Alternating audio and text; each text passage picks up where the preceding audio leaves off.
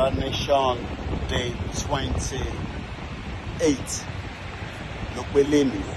Ṣé o rí building tó ń wò níwájú mi tó ń pè ní Nigerian House ní London ní United Kingdom? Building yìí ni bàbá Awólọ́wọ̀ fowó kòkó rà tó di pé federal government ti hijack mọ́ wa lọ́wọ́.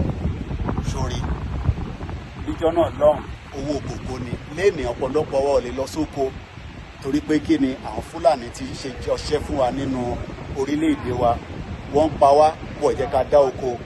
Gbogbo eléyìí àti àwọn ọ̀pọ̀lọpọ̀ ìdí la ṣe ń sọ pé ọ̀rọ̀ 2027 kan ló wà nílẹ̀, kólúkálukú dá dúró, kí Yorùbá dá dúró, káwúsá dá dúró, kí Ìgbò dá dúró.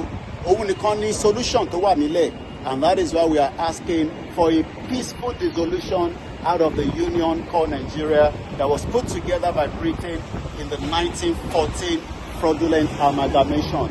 Yoruba Nation now, Yoruba Nation, no retreat, no surrender. Koiki Media, bringing the work closer to your doorstep. The 9th of July, 2025.